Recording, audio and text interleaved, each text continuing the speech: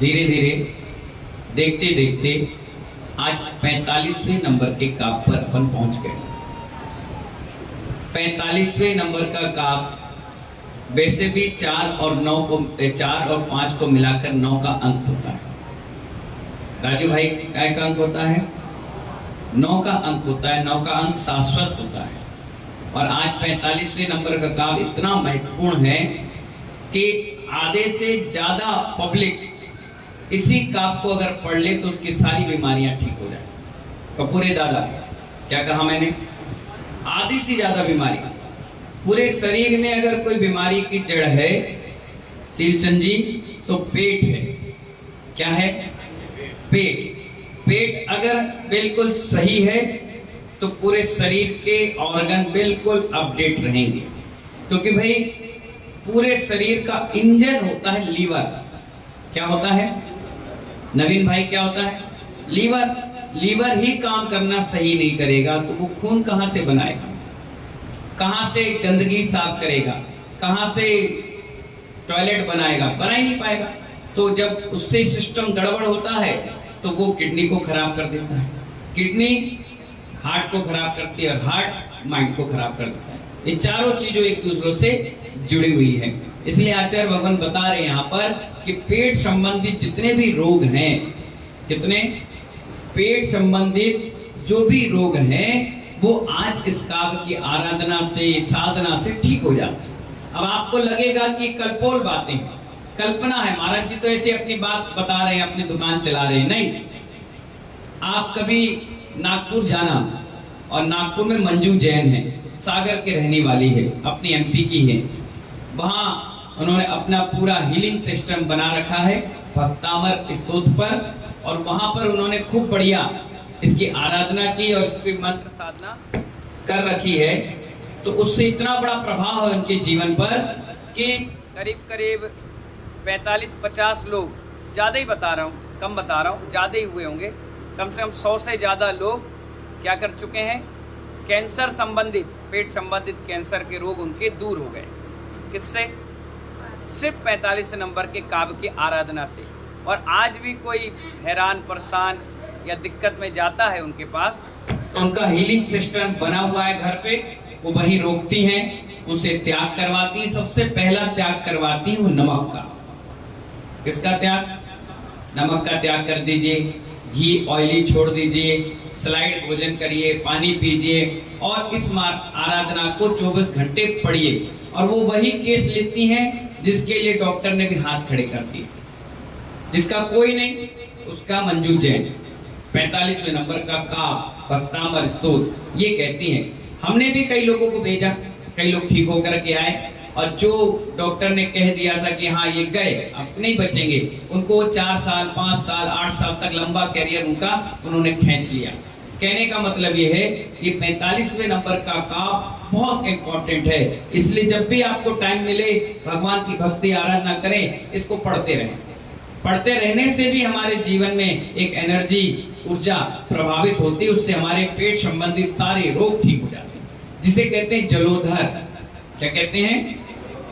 जलोधर आदि विनाशक।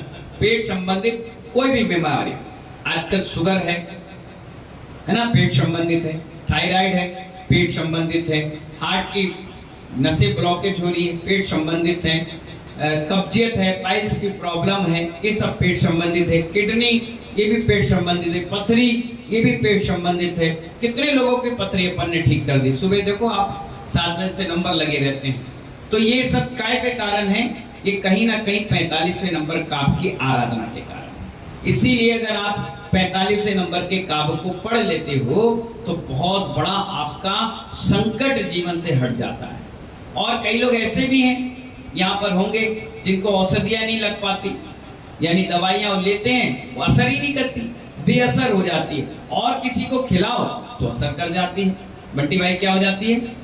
दवाई को ले जाओ तो एक एनर्जी आ जाएगी और दवाई भी तुम्हें लग जाएगी। ये साक्षात हमने बरासों में एक चमत्कार देखा, वहां की बेटी पे रखा, काम किया, किडनी जिनकी फेल हो गई, डॉक्टर ने कहा फेल, अब जाओ घर, अब कुछ नहीं है डायलिसिस के अलावा, वो भी ठीक हो गए। इतना बड़ा प्रभाव बेटी पर पड़ता है। लेकिन ये नहीं कि तो कभी ना कभी चेंजिंग चाहिए। इसी प्रकार से रोज रोज उस प्रयोग को करोगे तो असरदार नहीं होता। बाई चांस एक आध कोई ऐसा आ गया, बहुत जरूरत है, उनके लिए कर दिया, छुट्टी में जाओ, है ना। तो ये काव्य जलोधर आदि विनाशक नाम का काव्य है और बहुत सुंदर काव्य है। इसको तो कंठ में 24 घंटे बोलते रहना चाहिए। भोजन बनाओ, भोजन करो, सो, गाओ, आगे जाओ, पीछे जाओ, घूमने जाओ, कहीं जाओ, 24 घंटे इस काव्य का स्मरण करते रहना चाहिए। बहुत पावरफुल काव्य है। चलिए इसकी शुद्धि करिए, है ना। उद्भूत, दा छोटा है ना, और भूत क्या है, बड़ा ऊके है, तो बोलो उद्भूत भीषण। सा कौन सा है, तालू वाला है, तो बोलो भीषण। जलोदर, जलोधर नहीं है, जलोधर, दा है दा, जलोदर भार भुग्नः, ना में आके मात्रा है ना, तो भुग्नः बोलो। जैसे भुगना बोलते थे बचपन में, ऐसे बोलो भुगना। हाँ, श्योचाम, सा शक्कर का है ना, और ओ की मात्रा है, तो बोलो श्योयाम। हाँ, सोच चा है ना, उसको जोड़ लीजिए, है ना। दशाम, सा में आ की मात्रा है ना, तो दशाम, नहीं सामने, सॉरी, दशा, सॉरी। मुपगतास, सा इसमें जुड़ जाएगा। च्युत, च्युत अलग कर लीजिए और मुपगतास अलग कर लीजिए, है ना। जीवितासा, सा में आ की मात्रा है ना, और विसर्ग है, तो तासह, हा का उच्चारण आएगा, है ना। शोच्याम, सोच्याम, दशा, मुपगतास, च्युत, जीवितासा। ठीक है। त्वदपाद, दो ता है, आधा आधा। त्वदपाद पंकज रजोमृत दिग्ध देहा, देहा, आ की मात्रा है ना, देहा नहीं, देह नहीं है, देहा। मर्त्या भवंती, ती छोटा है, भवंती नहीं बनना, भवंती। मकर ध्वज तुल्य रूपा, तुल्य रूपा, पा के बाद क्या है, रूपा। ठीक है, रूप मत भूलना। ठीक है, शुद्धि हो गई ना। हम पढ़े एक बार, आप लोग उसको आगे रिपीट करेंगे। उद्भूत भीषण जलो दरबार भूग्ना,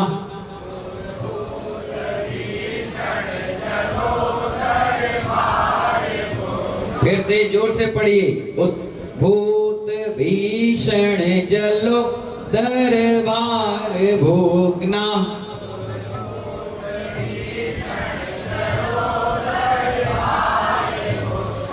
श्योच्याम दशामुपगता चित जीवतासः,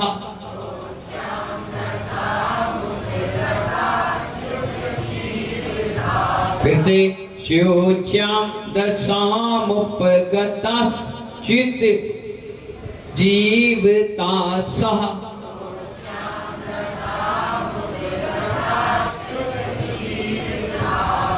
नीचे की लाइन पढ़िए। तत्पाद पंकज रजो मृत दिग्ध देहा,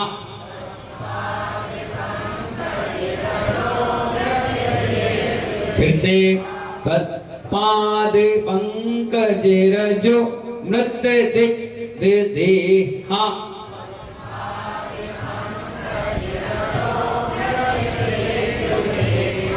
मर्त्या भवन्ति मकर ध्वज तुल्य रूपः,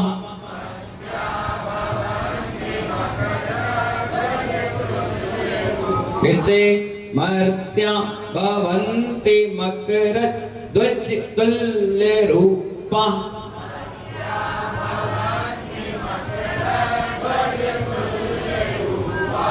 बहुत बढ़िया पढ़ा आपने। सारे जेंट्स पढ़ेंगे जोर से, है ना।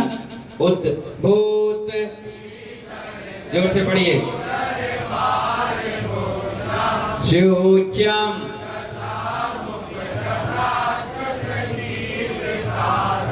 त्वत्पाद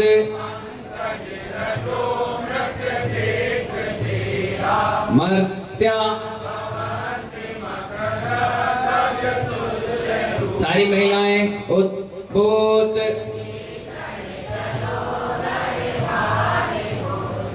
शुच्यम। आवाज नहीं आई। तत्पाद मर्त्या। सभी एक साथ उद्भूत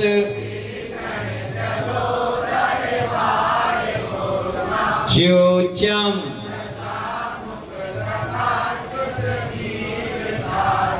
त्वत्पाद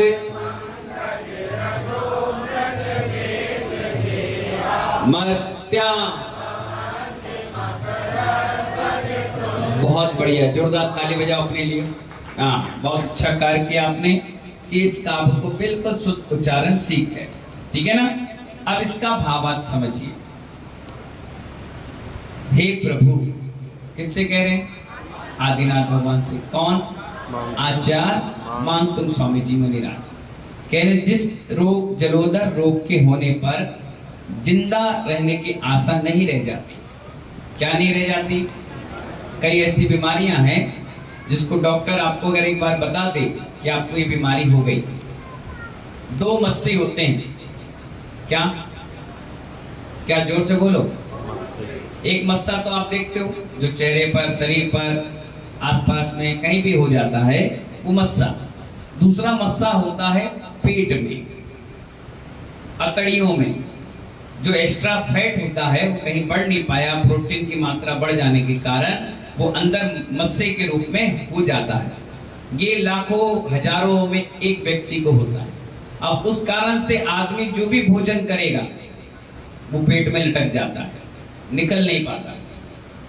अब आप खुद सोचिए, फीलिंग लाइए, आप खा लीजिए और निकले ना, क्या स्थिति बनेगी आपकी? अगर 10 मिनट टॉयलेट रोक लो तो आदमी पूरा हिल जाता है। 10 मिनट शौच क्रिया रोक लो तो पूरी शरीर का सिस्टम गड़बड़ हो जाता है। और पेट में अगर मस्से पड़ गए हैं तो भोजन रुक जाता है, निकल नहीं पाता, ना खाने की इच्छा होती है ना निकालने की। अब ऐसा भयानक रोग हो जाता है, आदमी तड़पता है, आकुल व्याकुल परिणाम होते हैं, उसमें जीवन जीने की आस खत्म हो जाती। डॉक्टर भी नहीं कर सकता उसमें, ना दवाई लग सकती, और अगर ऑपरेशन करेगा तो पूरी अतड़ियां बाहर निकाल देगा। अब बचा क्या? कुछ नहीं। ऐसी स्थिति में आदमी करे क्या? परेशान हैरान हो जाता है और मरने की तमन्ना जाहिर हो जाती है कि मैं जहर खा जाऊं, मर जाऊं। और जहर खाता भी है तो असर नहीं होता है। फांसी लगाता है तो कोई बचा लेता है, गोली मारता है तो डॉक्टर निकाल लेता है, सांप काट ले तो सांप मर गया, तुम बच गए। मतलब जब तक आयु नहीं है, जब तक कोई कुछ नहीं कर सकता। अब ऐसे व्याकुल परिणाम में, आकुल परिणाम में आप सोच रहे मर जाए तो अच्छा है। और आचार्य कहते हैं जलोदर रोग, इसे क्या कहते हैं? पेट संबंधित रोग। नाम नहीं है उसका, जलोदर रोग कहा गया। जलोदर रोग होने पर जिंदा रहने की आस नहीं रह जाती। वह रोगी भी, कैसा रोगी? ऐसा रोगी भी अगर आपके चरणों की रज लगा ले तो मानवा वो भी ठीक हो जाता है। क्या हो जाता है? वो भी ठीक हो जाता है, उसका सुंदर रूप हो जाता है कामदेव सा, और कोई रोग शोक नहीं होता, और वो रोग भी हमेशा हमेशा के लिए समाप्त हो जाता है। तो ऐसा ये काव्य है, और ये काव्य का भावार्थ है कि भगवान आपकी भक्ति करने से, आराधना करने से हमारे रोग ठीक हो जाते हैं। और कहा भी गया है भक्ति सुंदर रूपम। क्या कहा गया? हाथ जोड़कर बोलो, भक्ति सुंदर रूपम। जो भक्ति करता है उसे सुंदर रूप की प्राप्ति होती है। किस रूप की? पाउडर और पॉन्ड्स का और फेयर एंड लवली लगाने से व्यक्ति सुंदर नहीं होता। किससे सुंदर होता है? भक्ति सुंदर रूपम। जो भक्ति करता है उसे सुंदर रूप की प्राप्ति होती है। इसका अर्थ समझ लिए ना। पेट संबंधित कोई भी रोग हो, कैसी भी स्थिति में हो, आपको इसको पढ़ना चाहिए, इस पे श्रद्धा रखना चाहिए, इस पर विश्वास रखना चाहिए कि इस काव्य को और इस मंत्र को पढ़ने से हमारे सारे रोग खत्म हो जाएंगे पेट के, तो आपको बहुत फायदा करेगा। यहाँ तक कि अब रोग है ही नहीं, ऐसे भी लोग हैं। गैस भी है ना, ये भी जलोदर रोग के ही अंश है। पेट में मल सड़ता है तो गैस बनती है, गैस के कारण शरीर में बदन में दर्द रहता है, तो आप क्या खाते हो? एक पेनक्रियाज वो क्या होती है? पेन किलर खा ली। अब पेन किलर खा तो ली, कितनी महिला खाती है पेन किलर बताना? 1, 2, 2.25, मतलब ऐसे रखी ना, ऊपर हाथ ही नहीं उतर। हाँ, जितने लोग खा रही है ना, ये अपने लिए 10-20 लाख रुपए अलग से रख लें। पूछो क्यों? किडनी पे इफेक्ट जाता है। आपके घुटने में दर्द दिया, कमर में दर्द दिया, और आपने क्या किया? सिर में दर्द दिया, पेन किलर खा ली, और डॉक्टर भी आपके पेन किलर लिखता है। अब इससे होगा क्या? गर्म होती है दवाएं, और गर्मी के कारण सीधे किडनी पे इफेक्ट करती है, और बुढ़ापे में किडनी दोनों फेल। आप हमसे कहोगे महाराज हमने कछु खाओ नहीं, हमने कछु पियो नहीं, हमें पता ही नहीं, हम तो रोज पूजा पाठ करते हैं, शुद्ध भोजन करते हैं। मैंने पूछा अच्छा, तो डॉक्टर के यहाँ से दवाई कौन सी लाती हो? वो इतनी सी गोली है। मैंने कहा गोली दिखती इतनी सी है, लेकिन असर पूरे शरीर में करती है। पेनक्रियाज खाई? बोले हाँ हाँ, बस उसी का असर है कि तुम्हारी दोनों किडनी फेल हो गई। इसलिए कभी नहीं खाना चाहिए, कभी जीवन में नहीं खाना चाहिए। दर्द कितना ही बना रहे, कुछ भी रहे, पेनक्रियाज वाली दवाइयां, ये पेन किलर कभी नहीं खाना चाहिए, बहुत नुकसान करता है। महिलाओं को तो खास तौर से नहीं खाना चाहिए, उनके शरीर वैसी गर्म, उनकी तासीर बहुत गर्म। दिन भर आपको गैस में चूल्हे पे सामने काम करना है, मेहनत करना है, दौड़ना है, भागना है, तो इससे शरीर की जो तासीर है गर्म। उसके बाद पेन किलर और खा लिया, अब क्या होगा? और डिस्टरबेंस हो जाएगा। इसलिए आचार्य भवन कहते हैं कि ये दवाइयां आपको नहीं खाना चाहिए। जड़ी बूटी खा लीजिए, वो नुकसान नहीं करेगा, लगेगा थोड़ा सा समय, लेकिन वो जड़ से खत्म होगा, ठीक है ना? अंग्रेजी दवाई खाएंगे तो नुकसान कर जाएगा, बहुत ज्यादा नुकसान करेगा, बाद में आपको आफत हो जाएगी। सिर दर्द दिया, पेन किलर, कमर दर्द दी, पेन किलर। ये पेन किलर उस समय के लिए है जब महिला गर्भवती है और असहनीय पीड़ा हो रही है, तब दे दिया जाता है डॉक्टर के हिसाब से, वो भी पॉइंट टू पॉइंट। और लोग तो बिना पर्चा के डॉक्टर के यहाँ पहुंच जाते हैं, उसके यहाँ मेडिकल के यहाँ, और कह देते पेन किलर दे दो, वो भी दे देता है। लोग तुमने उठाया और खा लिया, इससे होगा क्या? नुकसान हो जाएगा। किसके लिए? आपके लिए। बाद में 10-20-50 लाख रुपए खर्च करने के बाद भी वो चीज कभी दोबारा रिकवरी नहीं कर सकती। आप देख लीजिए, जिसको डायलिसिस होता है उसकी जिंदगी कैसी नरक जैसी रहती है। चेहरा काला पड़ गया, पानी नहीं पी पा रहे, बोल नहीं पा रहे, बैठ नहीं पा रहे, उठ नहीं पा रहे, और जब शरीर से ब्लड सर्कुलेट होकर के जाता है तो असीनी पीड़ित, पूरे बाल सब झड़ जाते हैं, पूरी जिंदगी बेकार हो जाती है। इसलिए आपसे मेरा कहना है, दर्द है, थोड़ा बहुत है, मॉर्निंग वॉक कर लो, घूम लो, योगा कर लो, थोड़ी जाप कर लो, भगवान की भक्ति आराधना में कर लो, ना मन लगे तो प्रवचन में बैठ जाओ, कहीं ना कहीं अपने उपयोग को स्वाध्याय में लगा लो। लेकिन आपको ऐसी दवाइयां नहीं खाना है जिससे आपका घर परिवार सारा नाश हो जाए। तो ठीक है ना, समझ गए ना? चलिए आगे का मंत्र पढ़ लीजिए। ओम ह्रीम अरम नमो अखिण महान साणम रिद्धि सहित श्री आदिनाथ जिनेन्द्राय अर्घम निर्वपामिते। चलिए मंत्र पढ़िए। ओम ह्रीम अरम नमो अखिण महान साणम जोम जोम नमः स्वाहा। ऐसे ऋषि जो जहां पर आहार करें उस ग्रह का भोजन कभी समाप्त ना हो, उन्हें मेरा प्रणाम। अक्षीण महानस रिद्धि होती है, वो जिस मुनिराज की साधना से उनके अंदर प्रकट होती है, वो कहीं भी आहार करके आते हैं तो उस घर में कभी अनाज की कमी नहीं होती। क्या नहीं होती? हाँ, अभी भी ऐसा है, अंश रूप में है मुनियों के पास। इसलिए आप जिस चौके में आप देखना, आज भी, कल भी, परसों भी, जब भी चौके में आहार हो तो आप देखना मुनिराज आहार करके जाएंगे, उसके बाद भोजन इतना बच जाता है, इतना बच जाता है, कितने लोग खा के चले जाते हैं, फिर भी शाम के जब देखो तो कुछ ना कुछ चीज बच जाती है। ऐसी जब भोजन होता है समाज का, तो लोग बोलते हैं ना, थोड़ा सा भोजन बच गया। विनोद जी क्या बोलते हैं आप? 12 तारीख का फंक्शन हुआ, एक बाल्टी सब्जी बच गई, एक बाल्टी दही बड़ा बच गया, एक बाल्टी मीठा बच गया। ये बचा नहीं है अबे भैया, ये बचा नहीं है, ये अक्षीण महारस रिद्धि का प्रभाव है कि कोई कटोरा साफ करके नहीं गया। बचने का मतलब बरकत हुई है, कोई भूखा तो नहीं गया। ऐसा तो हुआ नहीं कि आपको उसको फेंकना पड़े, या ऐसा भी नहीं हुआ कि दोबारा बनाना पड़े, और ऐसा भी नहीं हुआ कि आपको हाथ जोड़कर कहना पड़े कि भीड़ ज्यादा आ गई भैया, हमारे पास व्यवस्था नहीं है। नहीं, इतनी हुई कि लोग खा के गए, अच्छे से व्यवस्थित गए, और हमारी इस भोजनशाला में बरकत मिल गई। बचना नहीं कहते उसको, क्या कहते हैं? बरकत कहते हैं। ठीक है ना? तो समझ गया ना? ऐसे मुनिराजों को क्या किया गया? प्रणाम किया गया। और ऐसे मुनिराज रहते कहाँ हैं? साधना करते हैं, जो खूब तपस्वी होंगे, साधक होंगे, उपास व्रत नियम संयम कर रहे होंगे, क्रोधी नहीं होंगे, झंझटबाजी से बिल्कुल दूर अपने आप में रहे होंगे, तो उनके ऐसे अचानक अंश रूप में सिद्धियां रहती हैं, वो ऑटोमेटिक सब श्रावक का भला कर जाते हैं। अगला मंत्र पढ़िए, सिद्धि मंत्र। ओम नमो, जोर से बोलिए, भगवती क्षुद्रो उपद्रो शांति कारिणी रोग कष्ट जरूप मम मम शांति कुरु कुरु स्वाहा। ओम ह्रीम भगवते भय भीषणाय नमः। विधि सुनिए। पवित्र होकर पीले रंग के वस्त्र पहनकर दक्षिण दिशा की ओर यंत्र स्थापित करें। अब ये उल्टी दिशा में रख दिया गया, अभी उत्तर और पूर्व था, अब ये दक्षिण में आ गया। यंत्र स्थापित कर पूजा करें।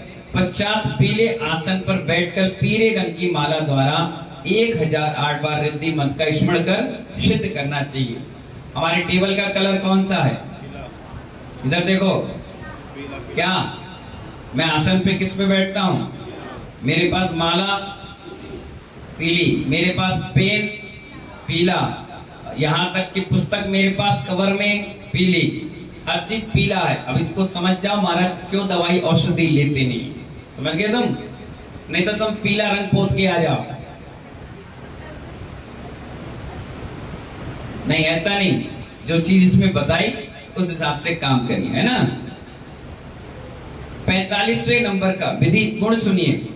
45वें नंबर का काव्य रिद्धि मंत्र जपने, यंत्र को पास में रखने और उसकी त्रिकाल पूजा करने से अनेक प्रकार की व्याधियों की पीड़ा शांत हो जाती है। पेट संबंधी जो व्याधि है वो शांत हो जाती है। त्रिकाल का मतलब सुबह, दोपहर और शाम, तीनों टाइम पढ़ना है। एक टाइम पढ़ लिए काम नहीं चलेगा। 10 टाइम खाते हो तो 3 टाइम पढ़ने में क्या दिक्कत है? बताओ, कितने टाइम खाते हो खाना पीना? दिन भर बकरी मेमने की तरह दिन भर मुंह लगाते रहते हो, जो दे दे। अभी मालूम है, अभी कोई यहाँ बाहर व्यवस्था बना दे तो भी खा के जाओगे, खाना खा लोगे उसके बाद भी खाओगे। रात के सोते सोते भी रखोगे। किसी ने कह दिया फलाहार ले लो, लाओ साबूदाना की खिचड़ी लाओ, ये मखाने लाओ, काजू किशमिश जो आए सब खाओ। नहीं, ऐसे काम नहीं चलता यहाँ। अगर 10 बार खाते हो तो कम से कम 10 बार इसको पढ़ना चाहिए। इसलिए इसमें लिखा त्रिकाल पूजा, तीनों बार आपको पढ़ना चाहिए, सुबह, दोपहर और शाम। और महाभयानक मरण, क्या कहा? महाभयानक मरण भय जलोदर, जलोदर यानी पेट संबंधी जो भी है, भगंदर, भगंदर जानते हो ना, बताने की जरूरत नहीं। गलित कुष्ठ रोग, कौन सा रोग? कुष्ठ रोग आदि शांत हो जाते हैं और आप पे हुए उपसर्ग भी दूर भाग जाते हैं। गलित कुष्ठ रोग का मतलब टपकने वाला, जिसे आप इंग्लिश में डॉक्टरी भाषा में, वैज्ञानिक भाषा में कहते हैं सोरायसिस। क्या कहते हैं उसको? सोरायसिस। ऐसी खुजली जहां हाथ रखे वहां खुजाए तो चमड़ी उखड़ जाए। 7 लेयर होती है चमड़ी की, 7 लेयर। उसमें 7 लेयर जब गल जाए तो उसमें परिवर्तन चमड़ी में आ जाता है, जो खुजली का रूप ले लेता है, उसे कहते हैं सोरायसिस। सोरायसिस का इलाज भी आपके घर में है। बताएं, आप घर में केला खाते हैं? कौन सा केला? केले भी कई प्रकार के होते हैं। एक छोटा केला, एक बड़ा केला, एक केरल वाला, एक दक्षिण वाला, ऐसे होते हैं ना। तो आपके यहाँ एमपी में आते हैं छितरी केला। क्या होता है? तुम तो खाते हो, तुम देखते थोड़ी ना, क्वालिटी देखकर भोजन करना चाहिए। छितरी केला होते हैं, उसमें दाग होते हैं काले काले से, और वो खाओ तो बहुत मीठापन लगता है। और जितने केले अभी खाओगे आप नवरात्रि में 10 लक्षण में, वो केले कार्बोहाइड्रेट से पकाए जाते हैं, इसलिए जैसे ही खाते हो तो पेट से गैस बनती है, कब्जियत बनती है, दिक्कत आती है, परेशानी बनती है। वो केला खाओगे तो उस शरीर के पोटेशियम लाता है, ताकत लाता है, एनर्जी लाता है, नसों में विल पावर लाता है।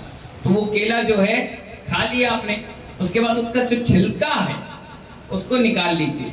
उस छिलके को, जहां आपको सोराइसिस है यहाँ हो जाता है, कई लोग को पीछे हो जाता है, बैठने के स्थान पे हो जाता है, यहाँ हो जाता है, कई जगह ऐसे घुटने में है, जो चीजें ज्यादा यूज ना हो, रखे रखे बैठे बैठे हो जाता है ना, तो उस स्थान पर केले के छिलके को रगड़िए, रगड़िए, रगड़ते रहिए, रगड़ते रहिए, धीरे से उसको साफ कर लीजिए। कुछ दिनों में उस सोराइसिस अपने आप ठीक हो जाता है। इतना बड़ा केले के छिलके में प्रभाव है। किसमें? सामान खुजली भी हो ना, किसी को दांत धब्बे हो जाते हैं, उसमें भी केला बहुत उपयोगी है। क्या कह रही अम्मा? सफेद दाग इसमें आ गया ना, कुष्ठ रोग में। अगर आप ध्यान रखिए, किसी भी व्यक्ति को सफेद दाग है, वो आहार तो दे ही नहीं सकता। पहली बात, कहीं भी हो, क्या हो, कहीं भी हो, एक मटर के दाने के बराबर भी क्यों ना हो, वो आप मुनिराजों को आहार नहीं दे। अगर देते हो, छुप के देते हो, भाई कपड़े के अंदर है, दाग दिख नहीं रहा, बाहर तो दिख रहा है, और छुप करके भी अगर आप देते हो तो दिन प्रतिदिन वो अपने आप बढ़ेगा, बढ़ेगा और पूरे शरीर में फैल जाएगा। अब कितने ही छुपाओ, वो छुपने वाला नहीं है। अब वो सफेद दाग है और आपने आहार दिया तो मुनिराज को भी फैल सकता है, उनको भी हो सकता है, वहां जो लोग हैं उनको भी हो सकता है। इसीलिए सफेद दाग वालों को कहा गया आहार में और अभिषेक में आपकी एंट्री नहीं है। ये बहुत बड़ा दंड है आपके लिए। और होता किसको है? एमपी जैन साहब, किसको होता है? जो व्यक्ति मुनियों की बुराई करे नहीं, सुने। क्या कहा मैंने? बुराई करने वाला पापी नहीं होता रानू भाई, सुनने वाला होता है। अगर शराब बेचने वाला पापी नहीं होता, पीने वाला सबसे ज्यादा पापी होता है। अगर वो पीना बंद कर दे तो बेचेगा काहे के लिए? और बुराई सुनने वाला सबसे ज्यादा महापापी होता है। बुराई तुमने सुनी इसलिए उसने सुनाई, तुरंत कह देते बकवास बंद, भागो यहाँ से, चलो हटो, बस काम खत्म। वो जिंदगी में दोबारा तुम्हारे सामने बुराई नहीं करेगा। और उससे कहो कि तू भी नरक जाएगा, मुझे भी ले जाएगा। जब सिरपाल ने बुराई की तो उसके साथ हंसने वाले 700 कोड़ी हो गए। अब आप सोच लीजिए, बुराई करने वाला उतना महापापी नहीं है जितना बुराई सुनने वाला है। इसलिए अदालत में भी मर्डर करने वालों को कम सजा मिलती है, जिसने उसको उस्काया, प्रेरणा दी, बोला, उससे ज्यादा उसको सजा मिलती है। नियम है ऐसा। इसीलिए आचार्य भगवान कहते हैं, जितने भी कुष्ठ रोगी आपको दिख रहे हैं, सफेद दाग वाले दिख रहे हैं महानुभाव, वो कहीं ना कहीं किसी न किसी भाव में या इस भाव में पक्के में मुनियों की और धर्म की, भगवान की निंदा सपने में भी करे होंगे, इसलिए उसका फल उनको भुगतना पड़ रहा है। इस भाव में तो भुगतोगे भुगतोगे, ना जाने कितने भवों में। सुंदर सुंदर राजकुमारियां, अप्सराओं को मात देने वाली विशल्या जैसी महिला, कितना सुंदर रूप, अरे भैया उसके जैसी रूपवती उस समय कोई नहीं थी। उसने सिर्फ महाराज पर थूक दिया, उसका प्रभाव क्या हुआ? वो कमरे तक भी नहीं जा पाई और पूरे शरीर से बदबू आने लगी। ऐसी बदबू आई कि उसके खुद के पिता नगर से बाहर उसको छोड़ के आ गए, बोले अकेली रहो, मरो जियो, लेकिन यहाँ से दूर रहो। अब सोच लीजिए कितना बड़ा अपराध होता है मुनि निंदा करना और सुनना, बहुत बड़ा अपराध। इसलिए आचार्य कहते हैं इसमें कि अगर आपका जीवन है और आपको अच्छे से स्वस्थ और मस्त रहना है, सफेद दाग नहीं होना है, तो आपको दूध से बने हैं जितने भी प्रोडक्ट है। दूध से क्या क्या बनता है? एक तो दूध हो गया, दूसरा दही हो गया, मक्खन हो गया, है ना, है छाछ हो गया, पनीर हो गया, और भी बहुत सारी चीजें ऐसी हैं जिसपे नमक का उपयोग होता है। खीर, लोग खीर में डालते हैं, गेहूं की खीर में। तो जिस जिस चीज में नमक डल जाए वो चीज को कभी नहीं खाना चाहिए। समझ गए? अगर जैसे आप चाय पिए, चाय पीने के बाद आपने बिस्किट खा ली, ब्रेड खा ली, नाश्ता कर लिया और उसमें नमक डला है, तो नियम से 10, 20, 50 साल, 25 साल बाद सफेद दाग के रूप में शरीर में कहीं ना कहीं वो दाग हो ही जाएगा। और आजकल देखिए, पहले होते थे लाखों में एक, आजकल हजारों में 2, 4, 5, 10, 20 घर छोड़कर एक एक को व्यक्ति को हो रहा है। कई लोग कहते हैं दवाई का रिएक्शन है, दवाई का रिएक्शन नहीं है, आपकी एनर्जी पावर खत्म हो गई, क्षमता खत्म हो गई, इसलिए आपके दाग आ गए। अब दवाई दुनिया में बिक रही है, लेकिन किसी का इलाज नहीं है, लेकिन इस भक्तामर में लिखा गया है, तो हमें विश्वास करना चाहिए, इससे हो जाएगा ठीक। कई लोग ठीक भी हुए। तो जितने लोग दूध खा रहे हैं या पी रहे हैं, तो नमक की चीजों का सेवन बंद कर देना चाहिए, और अगर खा लिया है तो कम से कम 1 घंटे का गैप हो जाएगा। अब आप लोग हम लोग को देखिए, अब अपने साथ तो सब्जी भी है, रोटी भी है, दूध भी है, सब ले रहे हैं, पर आप देखना, हम जब भी भोजन लेंगे, आहार लेंगे, तो पहले पूरा आहार ले लेते हैं, फिर ड्राई फ्रूट ले लेते हैं, फिर फल फ्रूट ले लेते हैं, और उसके बाद दूध ले लिए, उसके ऊपर भी पानी पी लेते हैं, जिससे दूध का असर हमारे शरीर पर नहीं पड़ता है, और कम से कम आधा पौन घंटे का गैप हो जाता है। तो उससे इसीलिए अपने शरीर पर उस दूध का और नमक का असर नहीं करता है। क्या कह रही कलावती? वो तो पूर्व नियोजित कर्म है, और बड़ा पाप कर्म का उदय है। क्या? कि तुम पैदा हुए और पैदा होते ही ना तो अभिषेक कर पाए और ना दिगंबर साधु को आहार दे पाए। ये भी बहुत बड़ा पाप कर्म का उदय है। कुछ लोगों को बुढ़ापे में होता है, किसी को जवानी में होता है, कई 18-20 साल के लड़के लड़कियों को हो जाता है। तो कहने का मतलब, कम से कम 18 साल उन्होंने पुण्य तो कमा लिया, लेकिन उस बच्चे का बहुत बड़ा पाप कर्म का उदय है, जो जन्म के साथ ही सफेद दाग के साथ हुआ। बहुत बड़ा कर्म का उदय है। इसीलिए चर्म रोग में आता है, और आचार्यों ने स्पष्ट मना कर दिया कि ऐसे व्यक्तियों से आप आहार ना लें। क्या नहीं लें? कोई जबरदस्ती आ भी जाए नहीं, अंतराय हो जाएगा, सीधे बाहर प्यार से उसको दुत्कारो भी नहीं। हाँ, आप पूजा कर सकते हैं, क्या? आराम से बैठ जाइए, पूजा कर लीजिए। मुख पात्र नहीं बन सकते, मुनियों को आहार नहीं दे सकते, भगवान पर कलश और अभिषेक नहीं कर सकते, जन कल्याण का अभिषेक नहीं कर सकते, बिल्कुल मना कर दिया गया। बाकी सब चीज कर सकते हो, आप दान कर लो, मूर्ति दान कर लो, वेदी दान कर लो, मंदिर की पूरी व्यवस्था बना लो, शिलान्यास नहीं कर सकते, मुख मंगलिक क्रियाएं नहीं कर सकते, निषेध है। अब आप जाकर उसको भड़काओ नहीं, देखो तुम्हारे बारे में महाराज ऐसे करे, नहीं, तुम्हारे भी हो जाएगा। आप उसको सहानुभूति दी, कोई बात नहीं, जितना तुमसे बन रहा है उतना करिए। अब कई सूतक रहता है ना किसी को, तो लोग ईर्ष्यावश अब ठीक है, जिस दिन तुम्हें होगा, तुम तो हट कह रहे हो, तुम्हें लात मारे, बदला बदले की तरह होता है। कोई बात नहीं, सांसारिक है, व्यवहार है ना, कल तुम्हें भी, आज हमें भी, किसी को भी हो सकता है, इसलिए उसे दुत्कारे नहीं, उसे पुचकारे। कोई बात नहीं, आई बेटी, दूर बैठ जाए। अभी एक व्यक्ति पूछ रहा था ना कि हमें पातक लगाए, सूतक, हम पंडाल में आ सकते नहीं। मतलब पंडाल में आइए, आप हमें मत छुइए, हमारी जो उपयोग में चीजें हैं, पुस्तक है, टेबल है, कुर्सी है, जो साधुओं के उपयोग में चीजें, इनको मत छुइए, दूर से सुनिए। सुनने में कोई मनाही थोड़ी ना। कई लोग आते हैं, सुनते हैं, बैठते हैं, मंदिर है।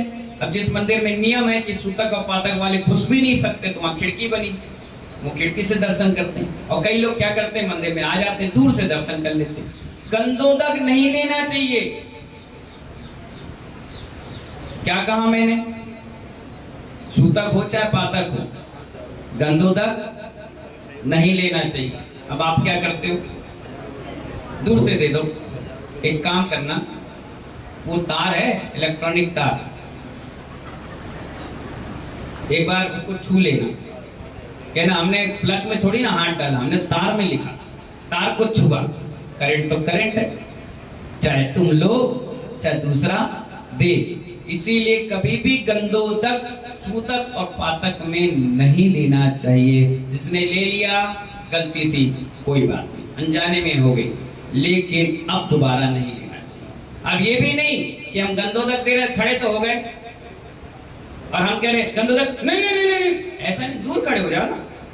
काहे के लिए ओवर एक्टिंग करते हो, क्यों आते हो? दूर खड़े हो जाओ, धोखे से हमने दे दिया तो पाप हमें भी लगेगा। समझ रहे हो? कई लोग जिनवाणी पढ़ने की आदत होती है। एक दिन हम दिल्ली में थे, एक महिला वैसे कमरे में आई तो बोली हमें सूतक है, दूर रहेंगे दूर रहेंगे, और टेबल में बैठ गई और 2 चाबी ले ली और जिनवाणी रखी और यूं यूं खोल रही, पढ़ रही। मैं देखा, मैं बुलाया, मैंने इधर आप, ये कौन सी मशीन है जिससे तुम पुस्तक छू रही हो? बोले महाराज जी हमें पातक लग गया, सूतक, तो हम चाबी से पुस्तक पढ़ रहे हैं। मैंने कहा अरे मेरी भगवान आत्मा, कोई थर्ड पर्सन से बोलो पुस्तक खोल लो, हम पढ़ लेंगे, ये ढोंग अधूरा क्यों कर रही हो? क्या होता है? पढ़ा ऐसे हटी बैठी किनारे बैठी फिर पढ़ी। मैंने याद कर लो ना, इतनी पूजा तो याद होगी, पढ़ लो बढ़िया। कोई पूजा कर रहा है तो उसके साथ बोलो तुम जोर जोर से पढ़ लो, हम ऐसी भावना से कर लें। क्या जरूरत जिनवाणी को छू जाए? अचानक तो छू जाए, अचानक चाबी स्लिप हो जाए, गिर जाए या छू जाए तो पाप तो तुम्ही को लगेगा। अब उस पाप से कहां बच के जाओगे? अभी तो अनजाने में था, अभी तुम जानबूझ के कर रही हो। अनजाने का प्रायश्चित होता है, जानबूझ का कोई प्रायश्चित नहीं। वो तुम्हारी टेंशन, हम उस समय मोबाइल की बात ही नहीं चल रही, वो जैसे पैसे नहीं चलता। जिनवाणी के शब्द तो है ही, है कि नहीं? शब्द तो शब्द हैं, समझ गए नहीं समझ गई? जब पानी में नमोकार मंत्र लिखा गया और लात रख दी गई तो 7वें नरक चला गया, अब तुम कह रही मोबाइल में। अभी मोबाइल आ गई, सुविधा बन गई कि सुविधा दुविधा है। क्या है? हाँ ठीक है, लोग कर रहे हैं, करें, अपन को क्या करना, अपन तो बहुत दूर हैं। ठीक है ना? तो समझ गए आप सभी लोग? ये गलित कुछ रोग भी क्या होता है, शांत हो जाता है और धीरे धीरे ठीक भी हो जाता है। बस यही है भगवान की भक्ति आराधना से, इसके अलावा और कोई औषधि दवाई काम नहीं आती। इसीलिए जब तक आपका शरीर स्वस्थ है, अच्छा है, बढ़िया है, खूब पुण्य कमा लेना चाहिए। मुझे बहुत अच्छा लगता है जब कभी किसी के घर पे चौका लगता है तो सारे लोग वहां इकट्ठे होकर के आहार देने आ जाते हैं। कई ऐसे भी मकान होते हैं जहां पर 2 ही लोग रहते हैं और उससे पता चल जाता है कि आपकी समाज में व्यवहारिकता है ही नहीं, इसीलिए आपके चौके में कोई आया ही नहीं। हमारी अंगूरी देवी, अंगूरी रामकली अम्मा, देखा हमने, इतनी बुजुर्ग हो गई है ना, यहाँ पर है, हाँ बैठी हैं। इनके चौके में बहू से लेकर सास तक पूरी आ गई इकट्ठी। हमने देखा एक मुनि सुब्रत नाथ से, एक चंदा प्रभु से, एक कष्टम से, एक बुजुर्ग से, एक सरापे से, एक वहां से, एक वहां से। हमने देखा बोले अम्मा से हमारी दोस्ती है। मतलब इतनी बुजुर्ग महिला सबको न्योता देकर आए कि सब आहार दो। इतनी भीड़, पूरा चौका लबालब भरा हुआ। कहने का मतलब ये है, इससे आपको पता चलता है कि आपके अंदर पुण्य कमाने की और शुभ आश्रयों की कितनी बड़ी होड़ है। हमारी आशा अम्मा कहाँ गई? देखिए आसपास कहीं भी चौका लगे वो 10 मिनट के लिए आएंगी और 2-3 गिलास दी और नमोस्तु करी और चली। पुण्य कमाने की होड़ है, पुण्य। यहाँ तो लोग थोड़ा एक दूसरे के घर कम आना जाना करते हैं, बाकी आप भिंड चले जाओ, जिस चौके में आहार हो कम से कम 100-200 लड़के और लड़कियां और महिलाएं पहुंचती हैं आहार देने। पहला गिलास दिया और चली। कहीं कहीं देखो जब छुट्टियां मिलती हैं, सारे लोग, बच्चे, लड़के, सब चलो महाराज जी का आहार कराएंगे। जीवन में एक ही पुण्य मिलता है आहार दान का, जो जीवंत पुण्य होता है।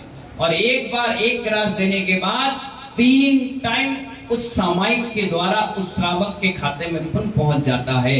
भगवान का अभिषेक तो एक बार करते हुए और 1 बार पुण्य मिलता है। मुनियों को 1 बार आहार देने से 3 टाइम सामायिक का पुण्य आपको मिलता है, जीवंत पुण्य मिलता है। इसीलिए आहार दान सबसे बड़ा दान होता है।